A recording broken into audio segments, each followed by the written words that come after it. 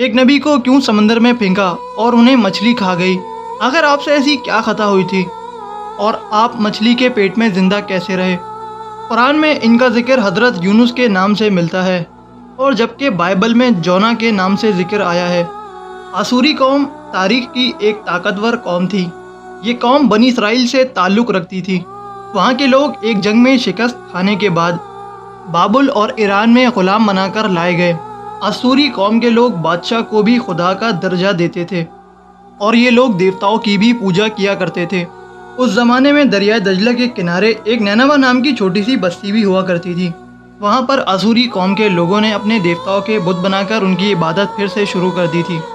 اسی وجہ سے وہاں کے لوگ بھی بت پرستی کا شکار ہو گئے، اور وہ سب کام بھی شروع کر دیا تھا جس کی وجہ سے وہ شرک کے زمرے میں آ چکے تھے۔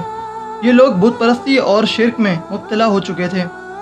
اللہ تعالیٰ نے اس قوم کی ہدایت کے لیے حضرت یونس کو ان پر نازل فرمایا۔ بعض روایت میں آتا ہے آپ حضرت یوسف کے چھوٹے بھائی بنیامین کے بیٹے تھے۔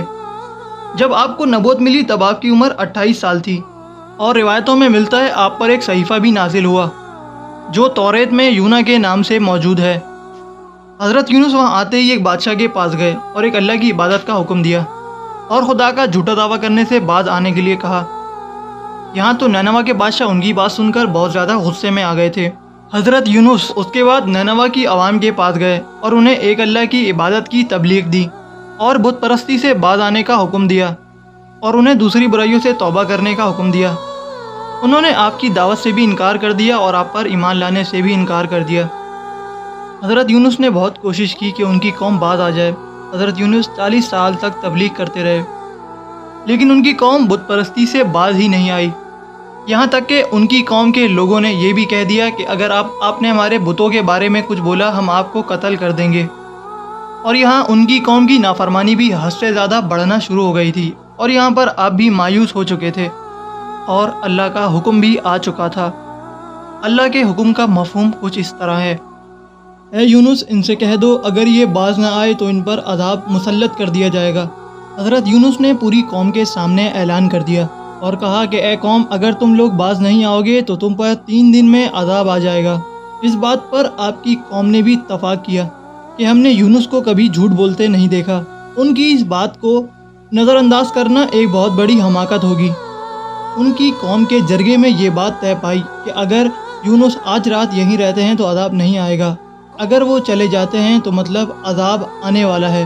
جس بات کا ان کی قوم کو ڈر تھا وہی ہوا۔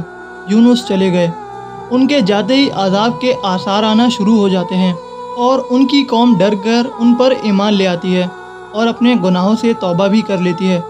بے شک اللہ جو چاہتا ہے وہ کرتا ہے، اس میں کوئی شک نہیں کہ اللہ سب کو بخشنے والا ہے۔ اور یہاں حضرت یونس اللہ کے حکم کے بغیر اپنی قوم کو چھوڑ کر چلے جاتے ہیں، جس کی وجہ سے اللہ انہیں آزمائش میں ڈال دیتا ہے۔ حضرت یونس اس شہر کو چھوڑنے کے غرض سے سمندر کے راستے کشتی میں نکل چکے تھے۔ تبھی اچانک آسمان پر بجلی چمکنا شروع ہو جاتی ہے اور سمندر کا رویہ بھی بدل جاتا ہے۔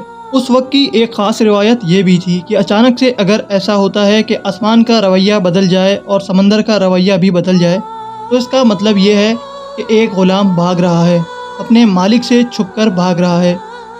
اس بندے کی نشاندہی کر کے اسے سمندر میں پھینک دیا جاتا ہے، اور یہ بات حضرت یونس بھی سمجھ چکے تھے کہ میں اپنے مالک کی اجازت کے بغیر اپنی قوم کو چھوڑ کر آیا ہوں۔ وہ ان لوگوں کو بتا دیتے ہیں میں ہی وہ بھاگا ہوا غلام ہوں۔ ان کی اجازت سے انہیں سمندر میں ڈال دیا جاتا ہے۔ اللہ کے حکم سے ایک بہت بڑی مچھلی آ کر انہیں ثابت نگل لیتی ہے۔ حضرت یونس 40 دن تک اس مچھلی کے پیٹ میں رہے۔ انہوں نے اللہ سے توبہ کی اور اپنی ایک خاص دعا بھی اللہ سے کی۔ اللہ نے ان کی توبہ قبول کر لی۔ اس مچھلی نے آپ کو ایک جزیرے کے کنارے پر لا کر چھوڑ دیا۔ حضرت یونس بہت کمزور ہو چکے تھے۔ اللہ نے اپنی قدرت سے آپ کو ادھر ہی پالا۔ آپ وہاں اس وقت تک رہے جب تک آپ کی قوم آپ کے پاس نہ آ گئی۔ آپ کی قوم نے معافی مانگ لی اور آپ پر ایمان لے آئی۔ اگر آپ کو ہماری ویڈیو اچھی لگی تو ہمارے چینل کو لائک اور سبسکرائب کر دیں تاکہ ہماری آنے والی ساری ویڈیو بآسانی آپ تک پہنچ سکیں۔ شکریہ، اللہ حافظ۔